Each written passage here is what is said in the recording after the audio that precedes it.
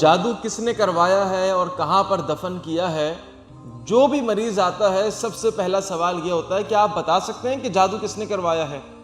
کیا آپ بتا سکتے ہیں کہ جادو جو ہے وہ کہاں پر دفن ہے؟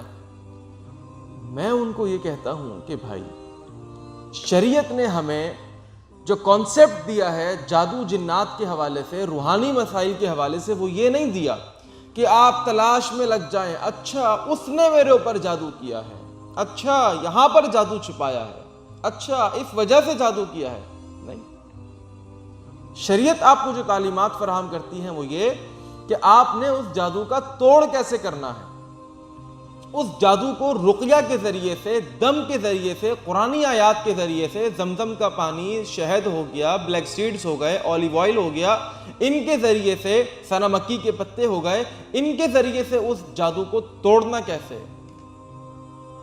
شریعت ہرگز ہمیں اس بات کی طرف ہماری رہنمائی نہیں کرتی کہ جاؤ کھوجو، تلاش کرو کس نے جادو کیا ہے اور کیوں کیا ہے اور کہاں پر دفن کیا ہے۔ نو، آئیے میں آپ کو بتاتا ہوں۔ نبی علیہ الصلوۃ والسلام کے اوپر جادو ہوا، بہت توجہ رکھیے گا۔ نبی علیہ السلام پر جادو ہوا اور اس جادو کے اثرات 6 مہینے تک آپ کے اوپر باقی رہے۔ 6 اشہر کے الفاظ آتے ہیں، 6 اشہر۔ نبی علیہ الصلوۃ والسلام شدید کرب کی کیفیت میں، تکلیف میں، حدیث میں آتا ہے کہ 2 فرشتے اللہ سبحانہ و تعالی نے نازل فرمائے، ایک سر کے پاس آ کر بیٹھ گیا اور دوسرا پاؤں کے پاس آ کر بیٹھ گیا، اور نبی علیہ الصلوۃ والسلام لیٹے ہوئے تھے۔ دونوں فرشتوں نے آپس میں مکالمہ شروع کیا۔ ایک فرشتہ دوسرے سے سوال کرتا ہے، کیا تمہیں پتہ ہے کہ اس شخص کو کیا مسئلہ ہے، کیا تکلیف ہے؟ دوسرا فرشتہ جواب دیتا ہے کہ ان کو جادو ہوا ہے۔ پھر فرشتہ سوال کرتا ہے وہ جادو کس نے کیا ہے؟ دوسرا فرشتہ جواب دیتا ہے کہ یہ جادو فلانے یہودی نے کیا ہے۔ اس وقت نبی علیہ الصلوۃ والسلام کو پتہ چلا، اچھا تو اس یہودی نے مجھ پر جادو کیا ہے۔ یاد رکھیے گا، ضروری نہیں ہے کہ ہم کھوج لگائیں کہ ہمارے اوپر جادو کس نے کیا ہے۔ پوائنٹ یہاں پر یہ ہے کہ آپ نے توجہ اپنی رکھنی ہے علاج کی طرف۔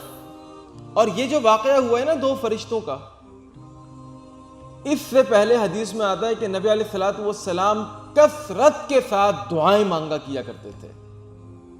تو جتنے بھی جادو جنات کے پیشنٹس ہیں، میں ان کو ریکمینڈ کرتا ہوں کہ دعائیں بڑھا دیں۔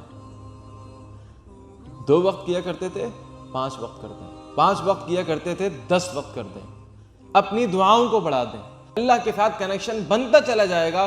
خدا کی قسم، اللہ سبحانہ و تعالی آپ کے لیے راستے ہموار کرتا چلا جائے گا، اور بڑی آسانی کے ساتھ آپ جادو اور جنات سے اپنے آپ کو چھڑوا سکتے ہیں، ایک چھٹکارا حاصل کر سکتے ہیں۔ دوسری چیز جو میں آپ کو بتانا چاہتا ہوں، حدیث میں آتا ہے، اچھا اب دعا کی قبولیت بھی ضروری ہے۔ ایک تو یہ کہ نا آپ دعا کر رہے ہیں لیکن دعا قبول نہیں ہو رہی، دعا کے قبول ہونے کا وظیفہ بتا دوں میں آپ کو۔ دعا کے قبول ہونے کا وظیفہ یہ ہے کہ حدیث میں آتا ہے، نبی علیہ السلام نے فرمایا، ينزل ربنا تبارک و تعالی کل لیلۃ الی السماء الدنیا۔ اللہ سبحانہ و تعالی ہر رات کے آخری حصے میں، رات کے آخری پہر میں آسمان دنیا پر نزول فرماتا ہے۔ جو آسمان ہمیں نظر آتا ہے نا، اس آسمان پر اللہ سبحانہ و تعالی نزول فرماتا ہے۔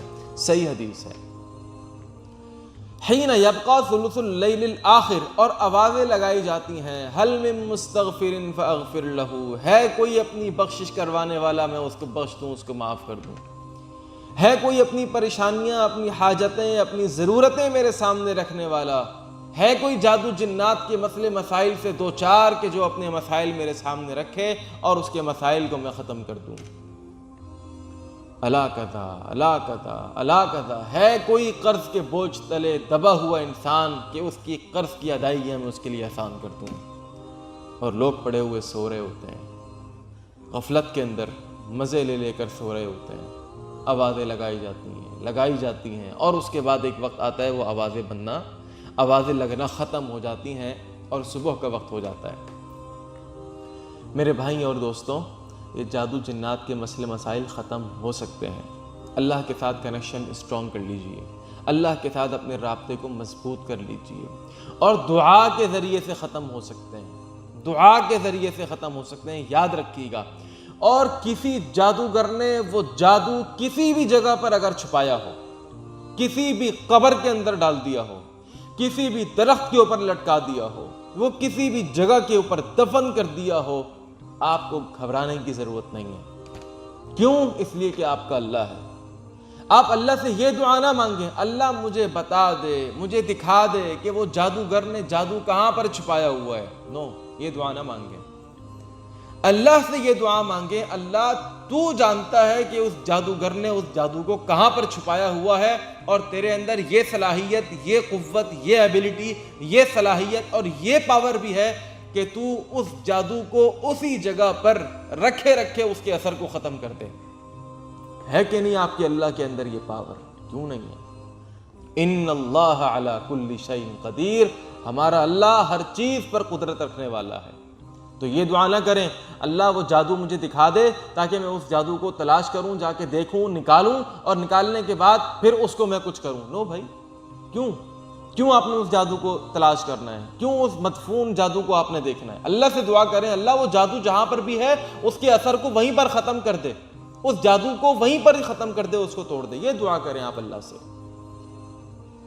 اللہ سبحانہ و تعالی ہم سب کی دعائیں، التجائیں، مناجات اپنی بارگاہ میں ان کو قبولیت عطا فرمائے، اور جتنے بھی مریض ہیں وہ جادو جنات کے مسئلے مسائل ہوں، وہ روحانی مسئلے مسائل ہوں، وہ جسمانی مسائل ہوں، وہ نفسیاتی مسائل ہوں، اللہ تعالیٰ ان تمام بیماروں کو شفا عطا فرمائے۔